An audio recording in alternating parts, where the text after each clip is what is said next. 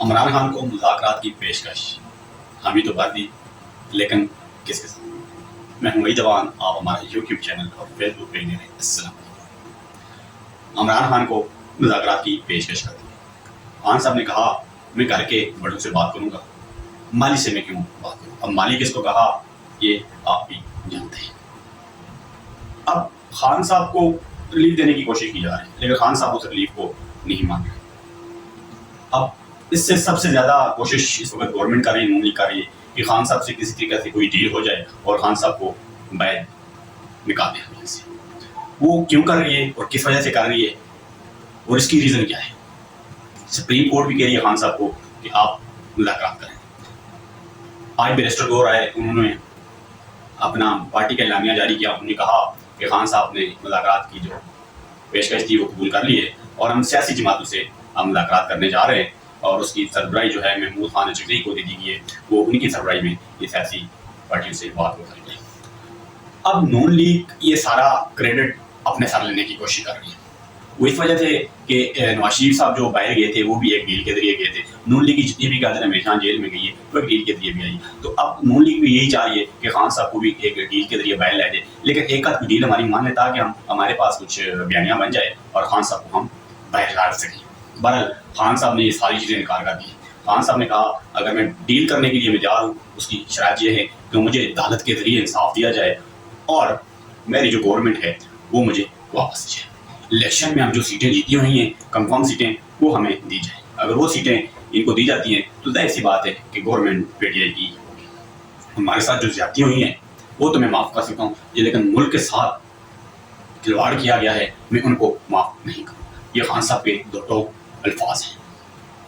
اب نون لیگ چاہتی ہے کہ ہم خان صاحب کو اگر ریلیف دے دیں تو ایک بیانیہ بن جائے گا اور ہماری گورنمنٹ ایزیلی چل سکتی ہے، لیکن خان صاحب کسی صورت بھی بیک فٹ پر جانے کے لیے تیار ہیں۔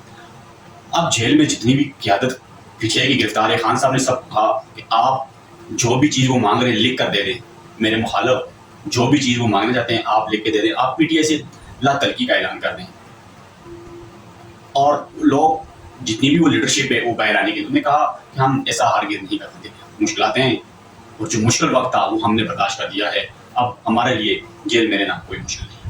خان صاحب نے کہا اپنی جتنی بھی سیاسی پارٹی ان کی جو لیڈرشپ ہے جیل میں کہہ دے کہ آپ جو چیز وہ مانگتے ہیں اور جو چیز ان کو ریکوائرڈ ہے، آپ سب سے بڑا انہوں نے یہ کہا کہ آپ پارٹی سے لا ترکی کا اعلان کر دیں اور ان کو جو چیز ریکوائرڈ ہے وہ دے دیں، لیکن وہ پھر بھی کسی صورت تیار نہیں ہے۔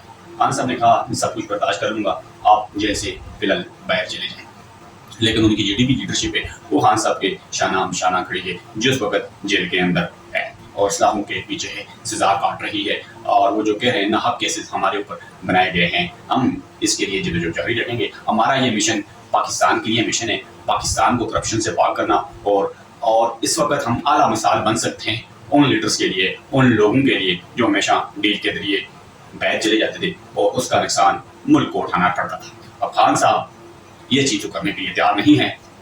اگر خان صاحب رہا ہو جاتے ہیں عدالت کے ذریعے تو باقی ساری جماعتوں کی سیاسی موت ہو جائے گی، ان کا آپ یوں کہہ لیں کہ تا حیات ان کی سیاسی موت ہو جائے گی۔ خان صاحب ایک ایسی شخصیت ابھر کر سامنے آئیں گے کہ اس کا اندازہ آپ نہیں لگا سکتے۔ پورے ریجن میں خان ایک برانڈ ہے اور خان کا نام ہے۔